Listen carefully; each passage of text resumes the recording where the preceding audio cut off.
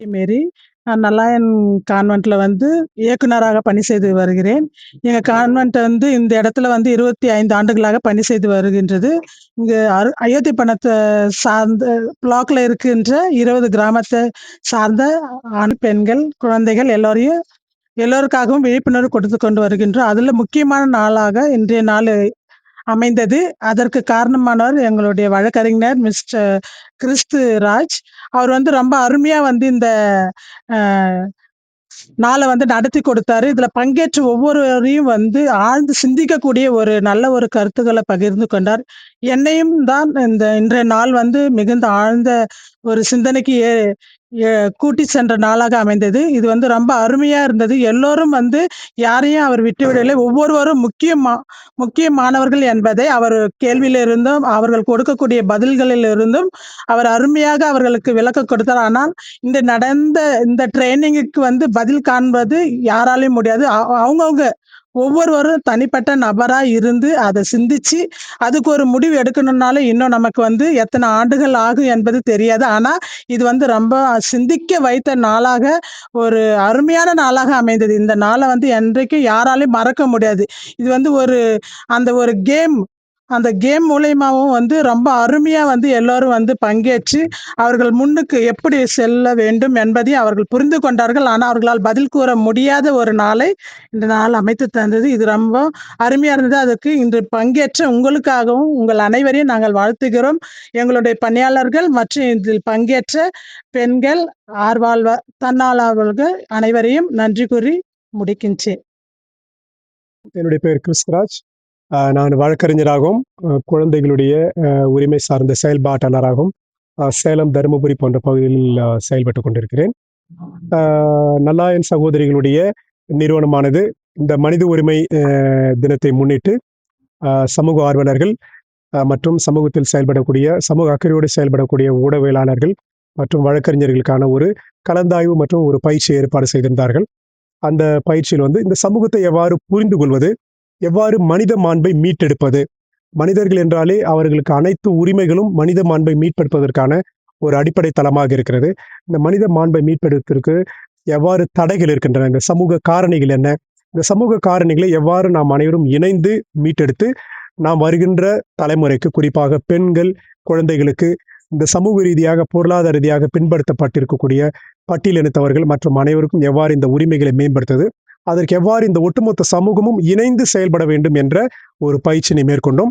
அதில் அதிகார நடை, பவர் வாக் என்ற ஒரு நிகழ்வின் மூலமாக எவ்வாறு கல்வி மற்றும் அதிகாரம், நிலம், சாதியம் போன்ற விஷயங்கள் வந்து எவ்வாறு ஒருத்தருக்கு அதிகாரமாகும், ஒரு சிலருக்கு வந்து அவர்களை சமூகத்தில் பின்னே தள்ளுகின்ற ஒரு காரணிகளாகவும் இருக்குது என்பதை ஆய்வு செய்தோம். அடிப்படையில் நாம் தனிப்பட்ட முறையில் செயல்பட முடியாது. ஒட்டுமொத்த சமூகமும் இணைந்து ஒருவரோடு கைகோர்த்து அனைவருக்குமான கல்வியையும், மாண்பையும், சமூக நீதியை மீட்டெடுப்பதற்கான முயற்சியில் இணைந்து செயல்பட வேண்டும்.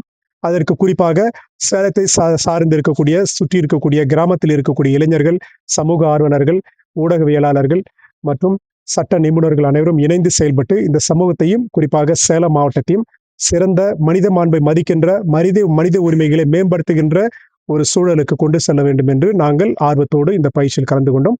இதில் அனைவரும் கலந்து கொண்டு தங்களுடைய கேள்விகள், தங்களுடைய சிந்தனைகளை பகிர்ந்து கொண்டார்கள். இது ஒரு நல்ல ஒரு கற்றல் அனுபவமாக இருந்தது. இந்த நிகழ்ச்சியை ஏற்பாடு செய்த நல்லாயன் சகோதரிகளுக்கும் அதனுடைய ஒருங்கிணைப்பாளர்களுக்கும் நன்றி, வாழ்த்துக்கள். அனைவருக்கும் இனிய காலை வணக்கம். என்னுடைய பேர் சாம். நான் நல்லாயன் அருட்சகோதரி நிலையத்தில் திட்ட ஒருங்கிணைப்பாளராக இருக்கோம். நாளைக்கு வந்து மனித உரிமை தினம். இன்னைக்கு வந்து சமூக அக்கறை உள்ளவர்கள், சமூக ஆர்வலர்கள், அதே மாதிரி வழக்கறிஞர்கள், அதே மாதிரி ஊடகவியலாளர்கள் இவங்களுக்கான பயிற்சி. இந்த பயிற்சியோட முக்கிய நோக்கம்னு பார்த்தீங்கன்னா, நம்ம சமூகத்தில் நடக்கக்கூடிய நிறைய அநீதிகள் நடக்குது. நம்ம சமூகத்தில் நிறைய என்ன சொல்றது, ஏற்றத்தாழ்வுகள் இருக்கு. இந்த சூழல்ல நம்ம சமூகத்தில் நடக்கக்கூடிய பிரச்சனைகளை எவ்வாறு நம்ம எதிர்கொள்வது, இந்த சமூகத்தில் நடக்கக்கூடிய பிரச்சனைகளை எப்படி நம்ம புரிஞ்சுக்கிறது, எப்படி எதிர்கொள்வது. இன்னைக்கோடைய முக்கியமான ஒரு பிரச்சனை என்னன்னா, சாதி ரீதியாகவும், சமயம் சார்ந்தும், பாலினம் சார்ந்து நிறைய பிரச்சனைகள் இருக்குது.